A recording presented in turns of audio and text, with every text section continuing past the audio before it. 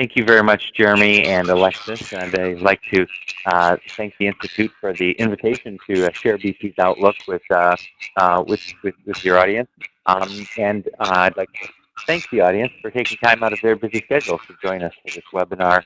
I will be planning to speak for about 25 minutes or so, and that should leave us with plenty of time for questions to be moderated by Alexis, as she discussed earlier. What I'm going to be presenting is the North American dimension of BP's annual energy outlook.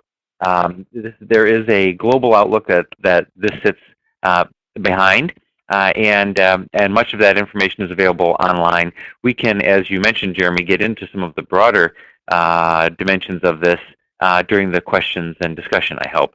A few words before I start. This outlook is based on BP's annual Statistical Review of World Energy, which is a historical document. That is the first document that comes out anywhere in the world with a comprehensive review of what happened in the world of energy the preceding year for all forms of energy and for all countries. That's something that BP has published for 62 years. And again, all of that information is available on our website. We do our best to be as objective as possible. So this is an outlook that is not necessarily the world that BP would wish it, as BP would wish it to be, but rather our best effort to be as objective as we can be, given the information that we have. We seek to make this a true forecast, and what I mean by that is we not only try to anticipate how policy might change, or how economics might grow and how technology might evolve, but we also seek to include how policy might change, and we'll see some examples of that as we go through the presentation. So let me go ahead to the next slide, Alexis, please, which is the agenda or the contents for the presentation. We will begin by reviewing at a high level some of the trends for energy supply and demand that are in this forecast. Then we will move into a special focus that we produced this year on the outlook for unconventional supply in North America and around the world. Jeremy already mentioned the growing importance of shale, not only for oil, but for natural gas, and the growing interest around the world in that. So we'll look at that. And then we'll go through the details of the outlook fuel by fuel, again with a special focus on North America. And then we'll step out to begin to examine some of the broader implications of this outlook, some of which Jeremy referred to. And again, hopefully that will give us plenty of time for questions and discussion. May I have the next slide, please, Alexis? This slide is entitled Industrialization Drives Energy Growth. And this slide actually is showing the global picture for consumption in our outlook. So this is the outlook for global energy demand. It is the same picture sliced three different ways for perspective. And by the way, in terms of units, you will note that the units on this chart are TOE. That stands for tons of oil equivalent. So we've taken all forms of energy and converted them on an energy content basis into the equivalent of a ton of oil, roughly 7.3 barrels. On the far left-hand panel, we break out the growth of energy consumption based on membership in the OECD, the Organization for Economic Cooperation and Development, essentially the club of mature market economies, not only in North America and Western Europe, but also Japan, South Korea, Australia, and New Zealand. As you can see on this chart, that's not where the action is. We think that overall energy consumption will be broadly flat in the mature market economies of the OECD, including, as we will see shortly, the United States. But what that means is that the net growth of energy consumption around the world is dominated by the emerging economies. Again, not a surprising observation, but on our data, energy consumption globally grows by 36% between our base year of our forecast, which is 2011, and 2030. So 36% growth, of which 93% of the growth comes from the emerging economies. On the central panel, we break out the growth of energy demand around the world, and we show it on a sectoral basis.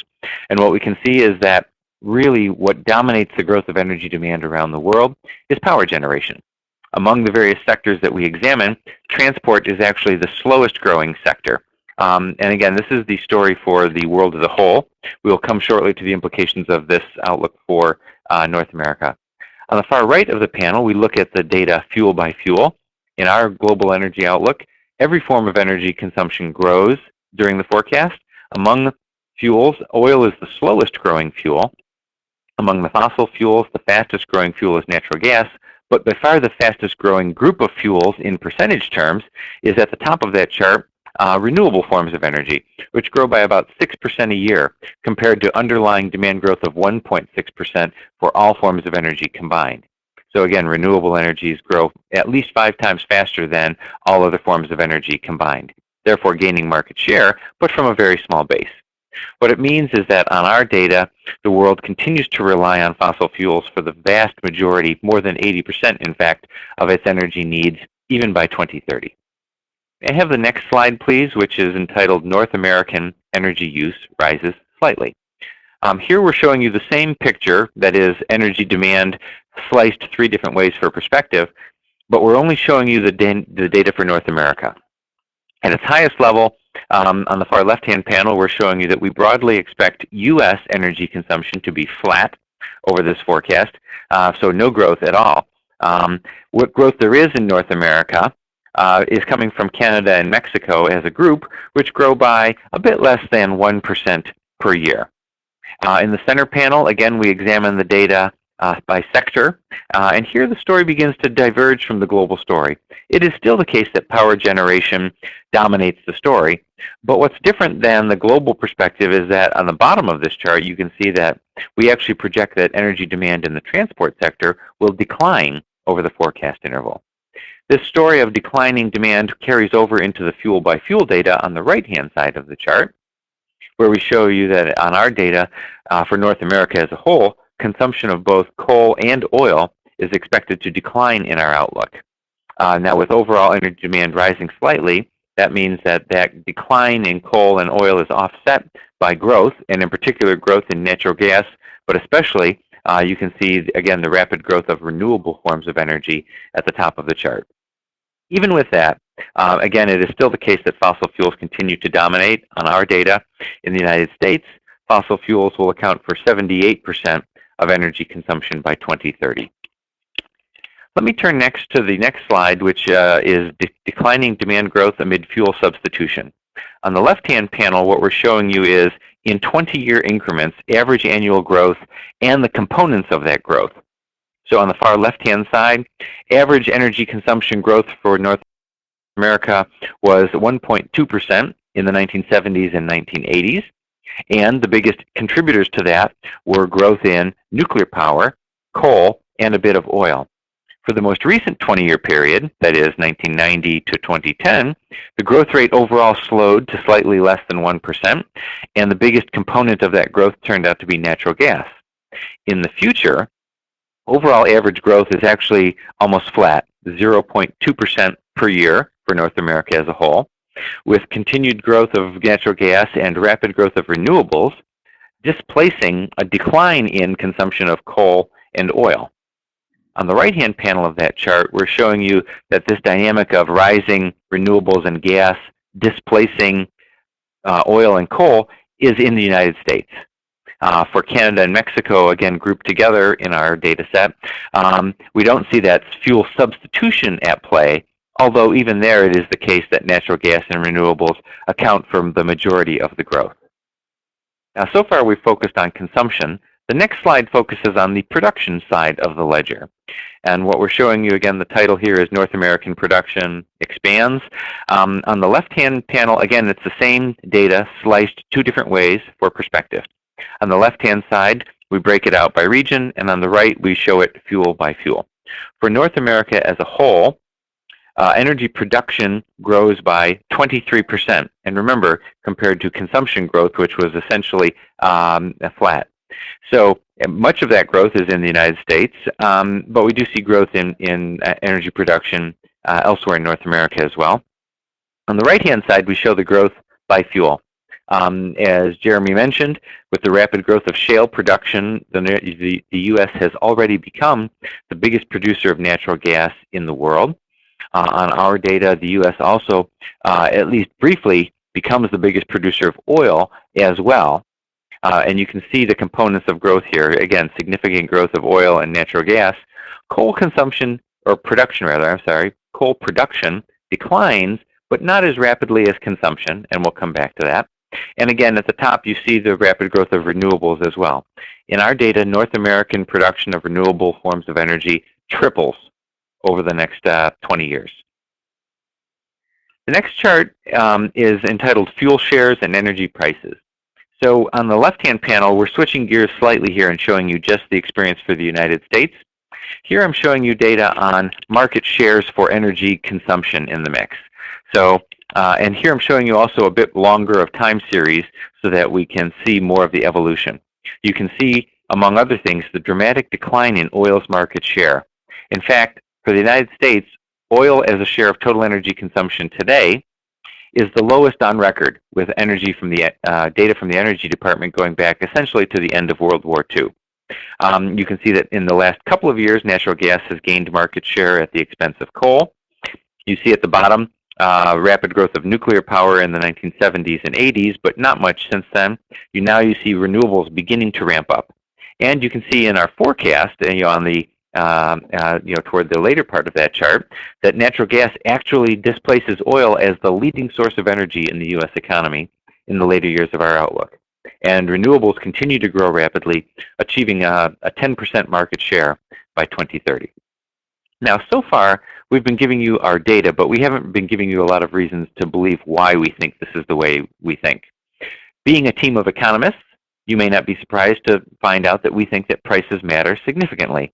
So on the right-hand panel of this chart, I'm showing you the experience of all forms of fossil energy prices over the last 40, almost 50 years, in fact. And I hate to be the one to break this to you, but all forms of energy have become more expensive around the world in recent years.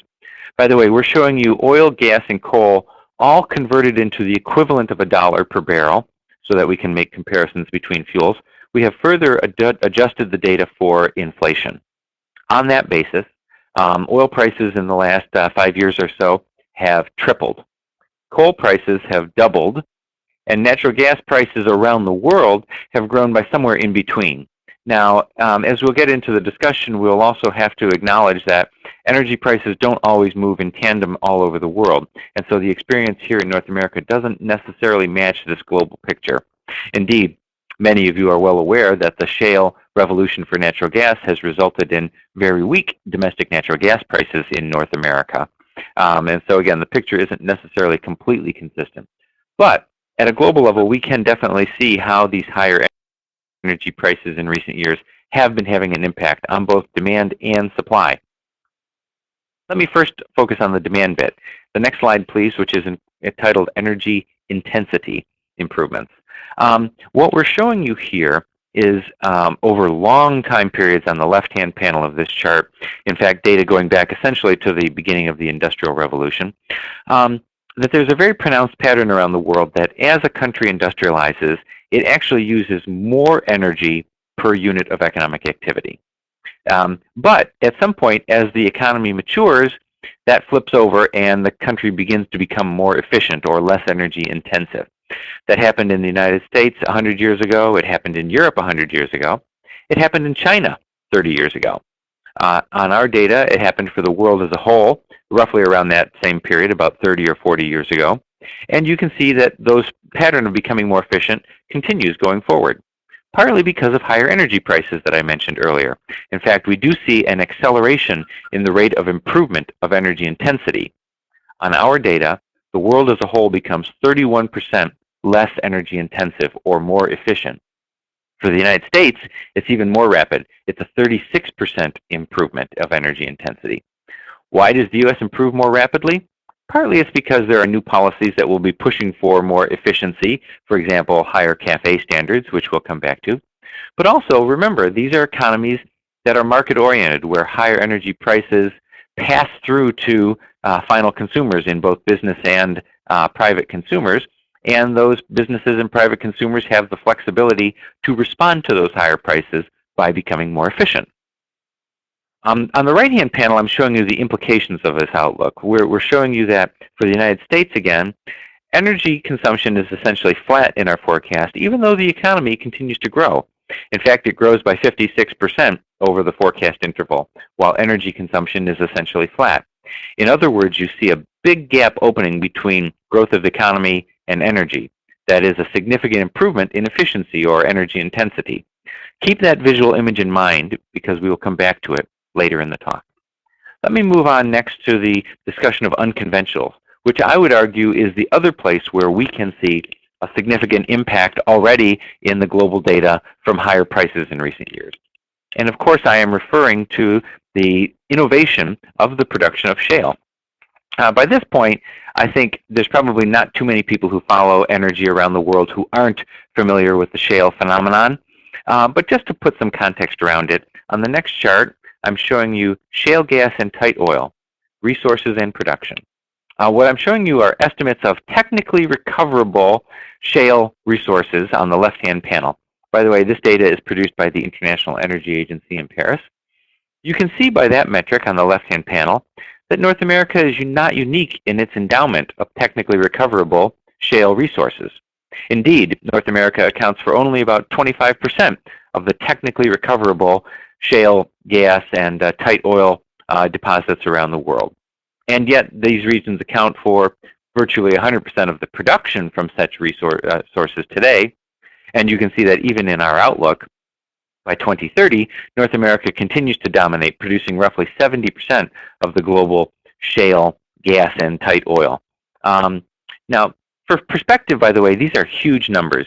The resource estimates on the left-hand panel, for comparison's sake, the green bars of technically recoverable oil resources are roughly equivalent to 240 billion barrels. That is roughly equivalent to Saudi Arabia's current proved oil reserves. For natural gas, the figures are even bigger. These figures on the left-hand panel of technically recoverable shale estimates are roughly 200 trillion cubic meters. That is to say, roughly equivalent to the entire world's current endowment of proved reserves. These are massive resources. And their development has been driven by technology, innovation that was prompted by high energy prices over the last decade, especially in North America. So the question is, if these resources are ubiquitous around the world, why does North America dominate? Why did they happen here to begin with, and why do they continue to dominate in our outlook? Obviously, it's not what's below the ground that matters, but what's above the ground. On the next slide, we show you one dimension of that. This is U.S. tight oil and shale gas. Now, again, it's not what's below the ground necessarily, but what's above it that is driving the development of these resources. Is there a highly competitive domestic industry? Is there a marketplace in which you can sell your production? Is there a forward market where you can hedge? Is there a government regime that encourages investment, including, in the case of the United States at least, a regime of private ownership of property? All of those factors, as we look at them around the world, lead us to conclude that, at least from what we can see today, the pace of development of shale resources outside of North America is unlikely to be as rapid or as large as we have seen in North America. Just one dimension of it is illustrated on this chart, where we're showing you on the left-hand panel the fact that the U.S. has the biggest fleet of oil and gas rigs in the world, by far. And it's not just that those rigs are there, but it's how they're being put to use. So on the right-hand panel, I'm showing you a couple of different things. Now, the solid line is the production in the Bakken Formation alone, in Canada, and in the nation of Colombia over the last 3 years.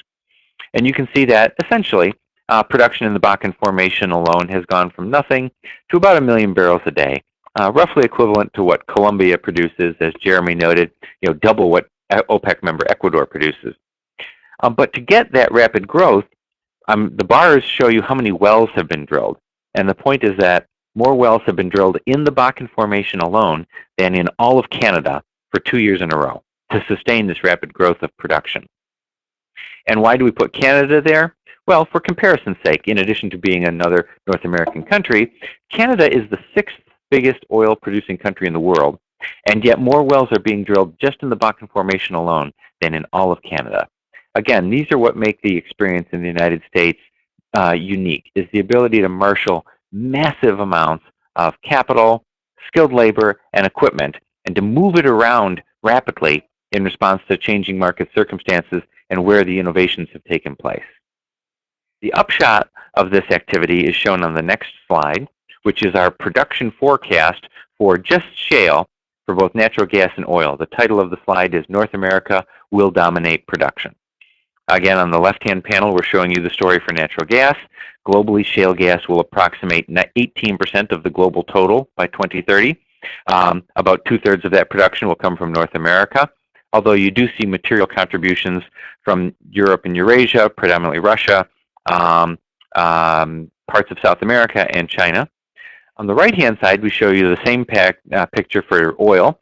Notice that for oil, it's 9% of the total. Important point, shale gas is a bigger player than shale oil. And we can discuss it perhaps in the Q&A.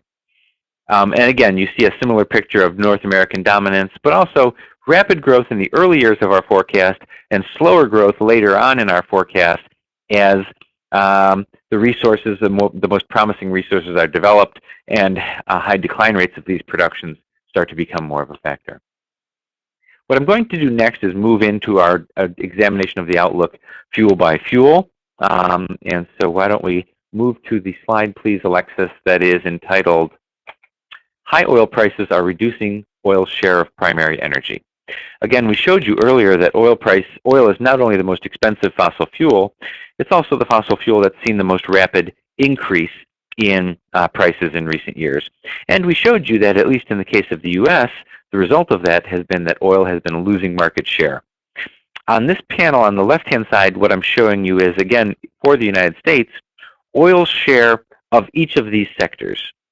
And the key point is that where oil faces competition, oil has already lost. 40 years ago, 20% of America's electricity was generated with oil. Today, that figure is 1%. 40% or more than 40% of the use of energy in the residential and commercial sectors was oil. Today, that factor has fallen in half. But where oil doesn't face competition, for example, in transportation, it has maintained a high market share. Now, you do see that oil begins to lose market share in transportation in our outlook, falling from 94% of the transport sector energy demand currently to about 80%. Almost all of that growth, however, is biofuels, i.e. a substitute for liquid fuels in the same mechanisms. We can talk a bit later, if you're interested, about why we don't see significant growth of natural gas and electricity in the transport mix. Now, when I say that oil still has a monopoly in transport, does that mean that prices don't matter? Of course they matter. They matter hugely. In fact, remember, we told you earlier that transport was the sector that globally grows the slowest in our entire outlook. So what happens is, it's not that oil faces competition from other fuels, but rather efficiency becomes much more important. Now, I mentioned the increase in policy-driven fuel efficiency standards under the CAFE program here in the US. But what the panel on the right of this chart shows you is that it's not only government policy. What I'm showing you is that in the last 10 years, and in the experience after the first oil shocks in the 1970s, actual behavior of consumers buying new cars was more aggressive than the government standards at the time. That is to say, it's not just policy. Prices matter because they change consumer buying preferences. Last year, for example, saw the biggest increase in the average fuel economy of new cars in the US in 30 years, not because of tighter CAFE standards, but because consumers were electing to buy more fuel-efficient vehicles in the face of higher prices at the pump. The next chart, please, is entitled North American Liquids Demand and Supply. And again, this is just our market outlook for North America for oil. I mentioned earlier that we expect oil demand to decline. Here it is. You can see that all of that decline is concentrated in the US transport sector. On the right-hand side, we're showing you the growth of production, and it's not just a story of tight oil. You can also see significant growth in production from oil sands in Canada, as well as biofuels.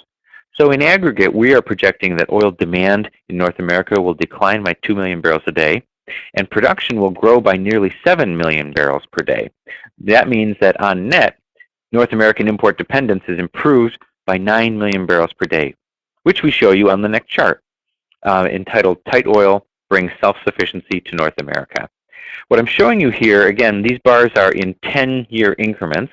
I'm showing you how the evolution of demand for North America as a whole, for the U.S., and for China for comparison's sake. And I'm showing you how that demand is met. So in the North American case and in the U.S., you see the growing orange bars, that is the growth of shale or tight oil production. You will also notice that net imports for North America as a whole disappear. In fact, North America as a whole becomes self-sufficient in oil. That's not quite the case for the U.S. While we do expect U.S. import dependence to improve significantly, we do expect that the U.S. will remain a small net importer of oil by 2030. And we contrast that with the likely trajectory for China. China is already challenging the U.S. As the biggest importer of oil in the world. And our data, also by 2030, China passes the United States to become the biggest consumer of oil in the world. And you can see on this chart that by 2030, we are projecting that 75% of China's domestic oil consumption will be imported. That is a significant worsening of China's import dependence. Let me move next to natural gas.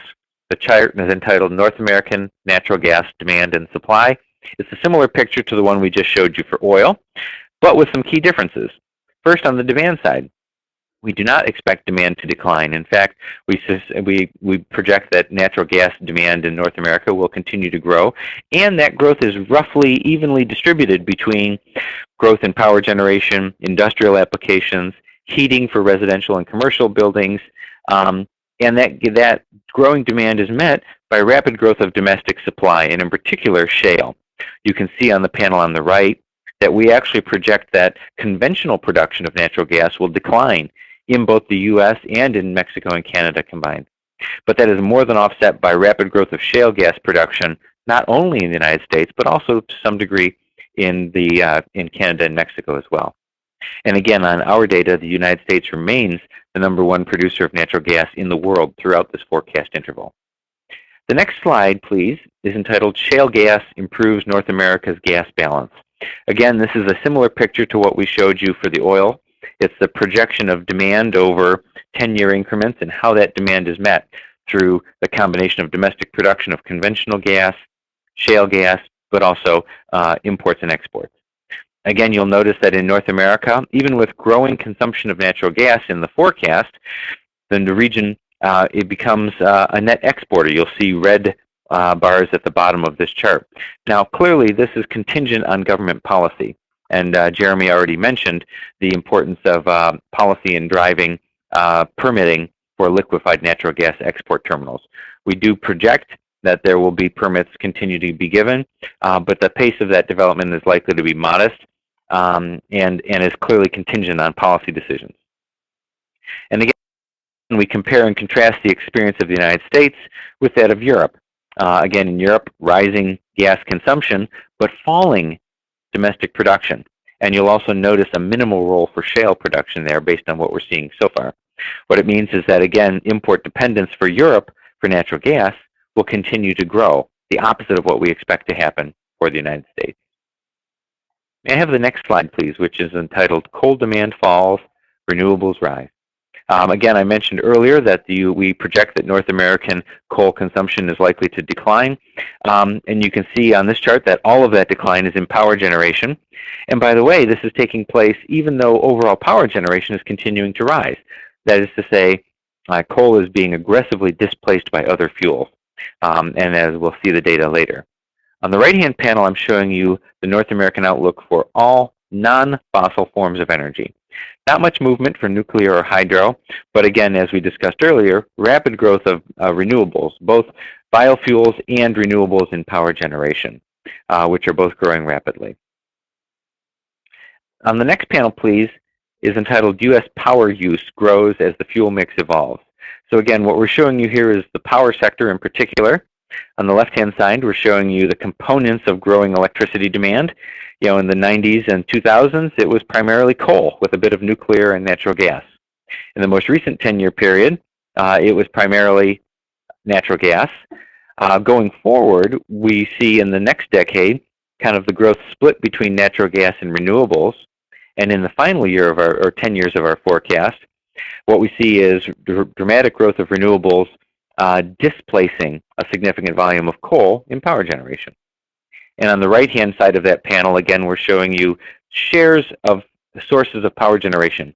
We already talked about how oil was essentially eliminated when prices went up in the 70s and 80s. In recent years, we've seen a growing role for natural gas. And in the forecast, that continues, as does the rapid growth of renewables at the bottom of that chart, both combining to squeeze coal. Even though coal remains the single largest fuel for power generation, it loses market share significantly. May I turn next to the implications? Again, our intention here is, having reviewed the data, we want to at least begin examining some of the broader implications of that data. So the next slide is entitled Oil and Gas, Reserves and Production. Our question was, is there a relationship around the world between where the proved reserves of hydrocarbons are and where the production is? So let me explain what you're seeing on this chart. Each continent has two bars with it. The first bar is what share of the world's current endowment of proved reserves of oil and gas are located in that continent. The second bar is what share of projected production of oil and gas in the year 2030 comes from that same continent. And you can see very clearly that there is definitely a relationship between where the reserves are and where the production are. To make this message more clear, we've color-coded the data. So regions that today import energy are green on this chart. Regions that today export energy are blue on the chart. And the message of the chart is that while there is a clear relationship between where the reserves are and where the production is, there's a negative sign in that relationship. That is to say, regions that are the net importers actually are more efficient at developing their own domestic resources. I guess another way to say that is, if you have to pay somebody else for your data or for your energy, you have an incentive to develop your resources as efficiently as possible. So for the world as a whole, importing regions account for 16% of the reserves, and yet 38% of the production of oil and gas by 2030. For North America, by the way, those figures are similar in scope: 10% of the reserves, 22% of the production. The next chart allows us to look at what we're entitling energy imbalances, profiles for importing countries. So the way to read the panel on the left of this chart is, when you're in the negative territory, it means that your country is importing energy.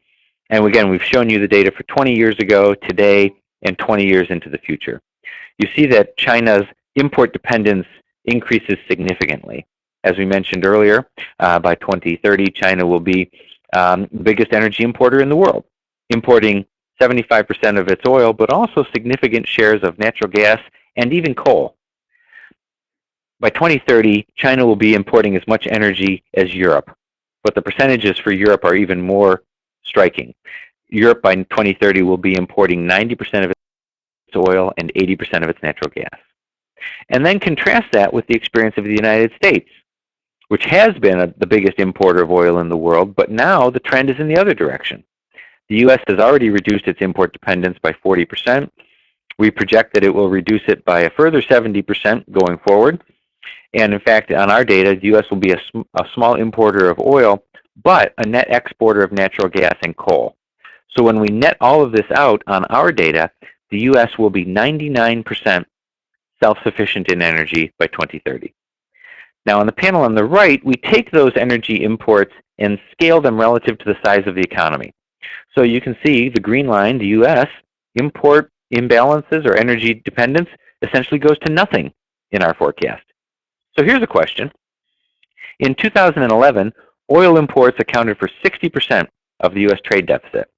What happens, is one of my questions, what happens to the dollar relative to other currencies if 60% of our trade deficit goes away? Meanwhile, our main economic competitors are seeing even bigger increases in their import dependence. Now, when we scale those to the size of their economy, you can see that China's import dependence in absolute terms is as big as Europe's, but scaled to the economy is only half as big. Why is that? Easy. China's economy is growing faster. Therefore, the burden on the Chinese economy isn't as big as the burden is on the European economy. The next panel is looking at CO2. We can use the data in our outlook to project CO2 emissions. It's called Energy and Carbon Emissions is the title of the chart. Let me start at the right-hand side. Again, we're showing you for the world, for Canada and Mexico, and for the United States, emission growth per year in the 70s and 80s, in the 90s and 2000s, and then in our forecast. You see that in our outlook, energy or CO2 emissions in the U.S. are declining. That makes sense. Even though energy demand is flat, what's losing market share is coal and oil, the high carbon fuels, and what's winning market share in the U.S. is renewables and natural gas. In Canada and Mexico, and for the world as a whole, you see that emissions growth slows but remains positive. For the world as a whole, we are projecting that CO2 emissions grow by 26%. Not as fast as energy consumption, which grows by 36%, again, because the high carbon fuels of oil and coal are losing market share to lower carbon forms of energy. But they're still growing. So on the left-hand panel, I'm showing you two things. Remember, I'm showing you here that, again, emissions decline in the U.S. by about 10%, even though energy consumption is flat. But what I want to focus in is, remember earlier in the presentation, I showed you a big gap opening between growth of the economy and the growth of energy consumption for the case of the United States. So my question is, why do we see a big gap opening between energy and the economy, i.e., why is the economy becoming so much more energy efficient? But we do not see a gap opening between energy use and carbon. And to me, the answer is obvious. The reason why the U.S. and the world economy is becoming so much more efficient in the way it uses energy relative to the economy is because energy is expensive. And the reason why we do not see the big gap opening between the amount of energy used and the carbon content of that energy is because, by and large, carbon doesn't have a cost in the policy environment today. Let me wrap up. I've got the conclusion slide at the end. And thank you again for your time and attention on this, and hopefully we've left time for questions. At the end of the day, I would characterize this outlook as an optimistic one in the sense that we are concluding that the world and North America can have the energy they need to continue to fuel economic growth. The first reason why we can do that is because we don't need the energy to begin with. We're becoming much more efficient. Partly because consumers are responding to higher prices at the pump, as are policymakers, and becoming more efficient and adopting policies to push efficiency. But we also see that dynamic at play on the supply side, where we see, especially in the example of shale gas and tight oil, technological innovation happening in response to higher prices as well.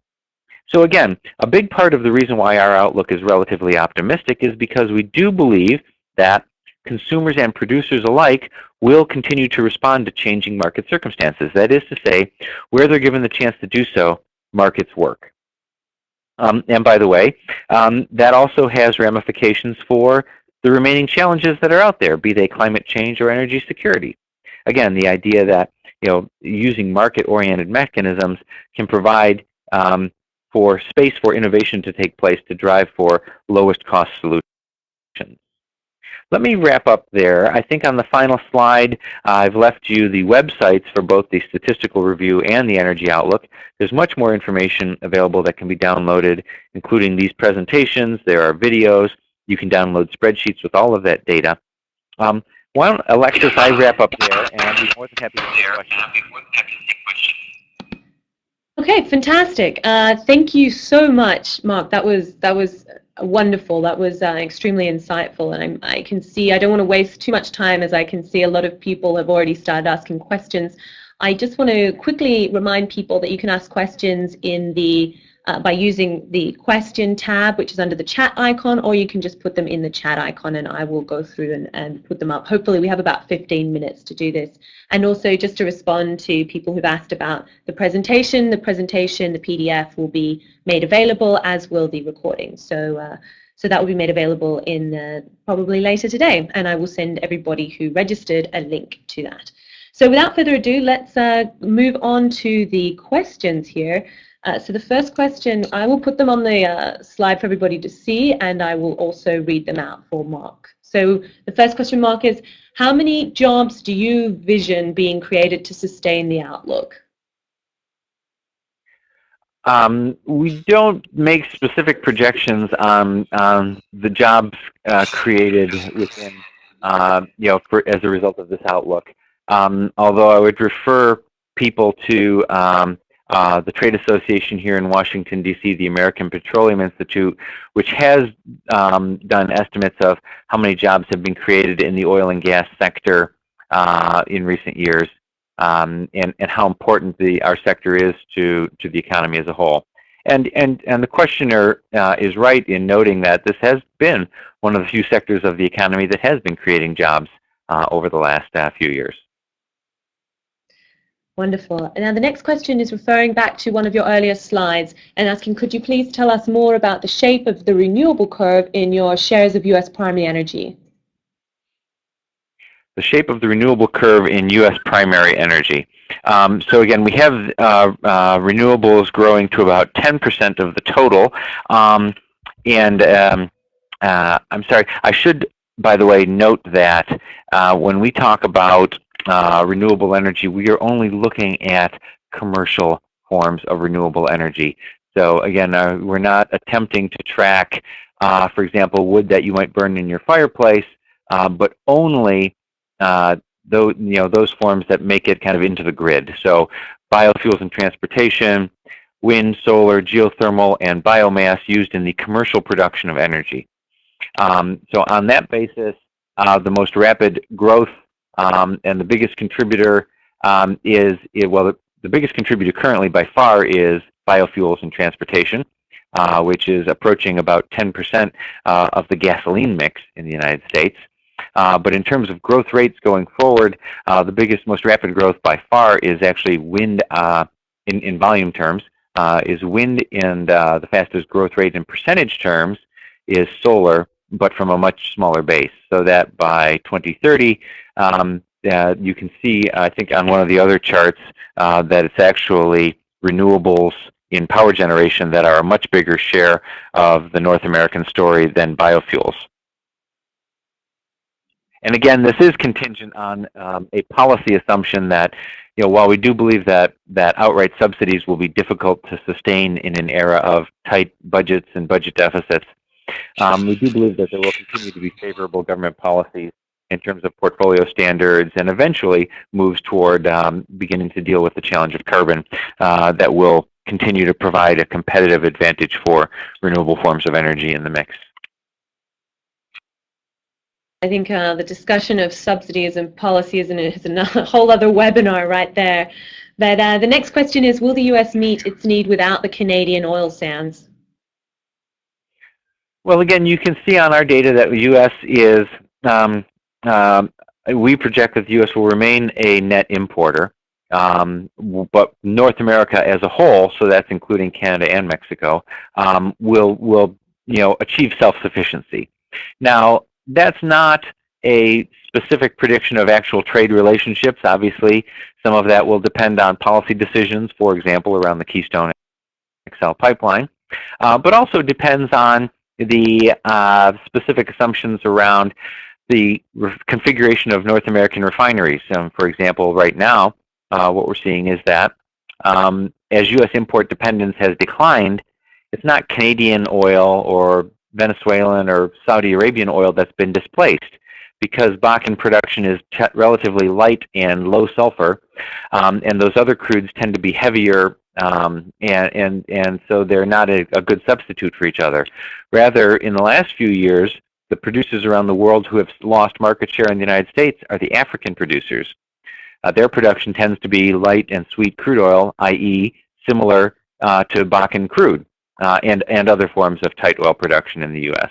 And so, at least if for now, what we're seeing is that it's those producers that are being disadvantaged by the shale boom. And by the way, that creates some interesting wrinkles within OPEC. At the last OPEC meeting, the African producers went in and said, "Wow, this is a big problem," and the producers like Saudi Arabia said, "Not such a problem to me. You just need to work harder to market your crude." So I think that, like I said, there are some interesting external dimensions of that outside of North America. Indeed, indeed. I would also note, by the way, Alexis, that I think it's important to note that we need to be a little humble here. I mean, there is a wide range of forecasts about where shale might go. And we have to acknowledge that it's very early days, and the pace of development could be much bigger or smaller than what we're projecting. In fact, in our global outlook, we have a brief discussion of that range of uncertainty, to which I would refer our readers or our listeners. Perfect. Keeping on the policy bent here, we have a question. It says, on slide 16, you forecast no growth in Mexico oil production. Does this reflect a negative view on energy reform in Mexico? Hang on, let me turn to it.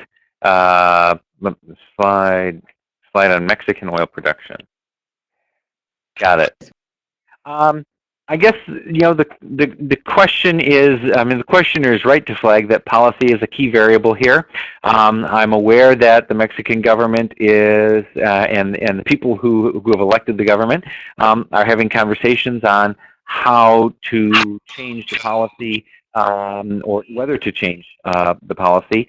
What we can observe is that production has been declining significantly in recent years, and as the questioner notes, we have the growth rate flattening out going forward. So we actually do presume that there will be some changes that will allow for more investment, without specifying who it is that's doing that investment, because that's a policy choice. To abate the declines that we have seen in recent years.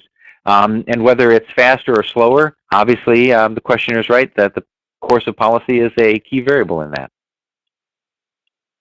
Like you said, many of these outlooks could change. So from the south of North America to the north, do you anticipate any change in production in Alaska? So again, what we've penciled into our outlook is, you see in fact here, declines in mature conventional production in the U.S., and that would include Alaska. Again, there is a big question mark on policy. The state has recently put a new policy in place, and BP, among others, have already committed to do more drilling on the basis of that.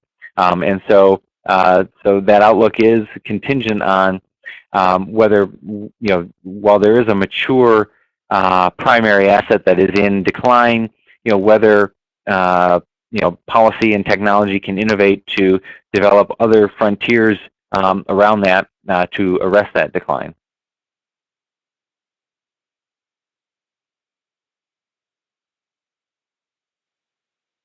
That if you're not comfortable writing in English, you can write in Spanish, and I will translate that for you. That's not a problem. I know we do have a number of Mesoamerican and South American participants here. So our next question, we actually have two questions. The first is asking whether the transition to a green economy is only happening in the OECD countries, mostly in the US. And what is your, that's a question, and what are your outlook with regards to nuclear energy? So thank you for both. Let me take the second one first. For nuclear energy, you can see for North America, we've got it basically flat. We do have one or two new nuclear power plants, that have received loan guarantees from the government built into this outlook, and that's offsetting some retirements of older plants. The nice thing about doing an annual forecast is that we get to update our numbers, and so we'll be revisiting some of these assumptions in light of announcements that we've seen in the last couple months of additional closures of nuclear plants in the United States, driven in the first instance by cheap natural gas, among other things. For the world as a whole, after the tragedy at Fukushima, we have significantly written down our assumptions for nuclear power in Japan and a couple of European countries that have responded to the tragedy by accelerating targets for phasing out nuclear power. But we do not see that the tragedy, at least so far at Fukushima, has impacted the pace of development in places like China, India, Russia, and other emerging economies. And so we basically have nuclear power maintaining its global market share in the face of growing demand for the world as a whole. On the first question about the green economy, I think it's, well, we certainly see that OECD energy consumption as a whole is likely to remain broadly flat, while consumption continues to grow robustly in the emerging economies. And partly that is a reflection of government policies in the OECD that are pushing more of, I guess you could call it a green agenda, more efficiency. But it's also a function of the relative maturity of the economies and the orientation of these economies in a market sense towards allowing producers and consumers especially to respond to higher prices. The key driver outside of the OECD is continued rapid economic growth. But even there, I think it's important to recognize that, for example, in our global outlook, coal does gain market share for the next 5 years or so on the back of continued rapid growth in China. But at some point, that begins to change. And in fact, we do believe that globally, coal will begin to lose market share, as will oil. And so it's not just a story of the mature market economies. We see rapid growth of renewables, for example, in China, partly motivated by the desire to have cleaner local air, partly for industrial policy to compete for exports, and partly in beginning to deal with the climate challenge. So it's I guess it's easiest to see the implications of this for the OECD countries, but I would argue that there are still significant changes in our outlook for the emerging countries as well in that regard. So, Mark, we have just a few minutes left, but I have 3 questions about natural gas. So I'm going to try and, if we can squeeze those last 3 questions in and then wrap up, that would be fantastic. So if I didn't get to anybody else has any questions, I apologize, but we're going to wrap up with these last 3 natural gas questions. The first one should be pretty quick. It's asking whether BP makes natural gas price projections. Sorry. Okay. Do you want to stack all the questions, or shall I take them one at a time? Well, I can read them all to you, and then we can sort of take them one at a time if you like. The first is, does BP make natural gas price projections? Second question is, what is the future for exporting LNG to countries friendly to the US? And finally asking, saying consumption of natural gas is on the rise. How do you see it being consumed, in what industries, and where is it really going to make the biggest impact? So that's a lot. If you want to start with the price projections, and then I'll prompt you as we go through, if you like. Got it. Thank you. And I'd like to again thank everyone who's joined the webinar for their attention and for the great questions. We do project prices for oil and natural gas in our forecast, but for reasons that I'm sure our listeners can understand, we are not able to make those projections public. I mean, as an economist, I can't put together an outlook without putting a price behind it. But for competitive reasons, it's not something that we are enabled to discuss publicly. Future exports for liquefied natural gas, well, we've penciled in an assumption that U.S. and North America as a whole will become increasingly large exporters of liquefied natural gas. And so in the first instance, those permits were, I believe, written around, there was a question about friendly countries. But again, we don't project specific trade flows within our outlook, but clearly we have North America as a whole exporting more liquefied natural gas, and obviously that means that there's a market for it elsewhere. In fact, natural gas remains the fastest growing fossil fuel in our global outlook. And the other thing, of course, is we have to acknowledge that there are significant policy uncertainties around the permitting and pace of these developments. That, of course, on top of the market uncertainties. And the final question was about, I'm sorry, remind me, consumption of natural gas. Where is it? Where? Well, we showed on the chart. We showed on our chart that within North America, we project that the growth of natural gas consumption will be pretty broadly based. It will grow in heating for residences and commercial buildings. It will grow in its use in industrial sector, and it will grow in power generation. So I guess one of the questioner was asking, well, where will it have the biggest impact? I guess it depends on how you define impact. If your question is, what is the impact on CO2 emissions? If natural gas is backing coal out of power generation, that's a significant gain for CO2 emissions. If the question is around jobs, perhaps it's growing use in industrial applications. where natural gas in the United States has been significantly cheaper than natural gas in other industrialized economies. And so I guess the question would really be, and I hate to end it that way, but it depends on what you mean by impactful. And again, I would note that overall, we do believe that natural gas is going to replace oil as the leading fuel within the U.S. energy mix. So clearly an impactful outlook in that regard. No, I think that's a great place to end there, Mark. I think undeniably, as you've mentioned, that natural gas is going to have an enormous impact regardless. And I just wanted to thank you again. That was a wonderful presentation. Thank you so much for everybody's insightful questions. Most of our audience actually works in the energy sector, so I'm not surprised that of the level of questions here. Thank you again, Mark, for taking a time out of your day. Thank you, everybody else, for tuning in. And I just wanted to remind everybody that please, we will be having future webinars. We're still trying to confirm the December 10 Brazil's Energy Outlook with John Foreman. Also, please do check out our other events. Check out our website, www.iamericas.org/energy, and follow us on Twitter to stay up to date at IOA_energy. And Jeremy, if you'd like to have the last word, thank you everybody again. I just want to say also thank you so much, Mark. That was fantastic. I couldn't scribble down notes fast enough, but we appreciate your time and attention, and just great. And thanks to everyone online, and we'll be back either see you here at our programs or online through our webinar series. Thanks, everybody.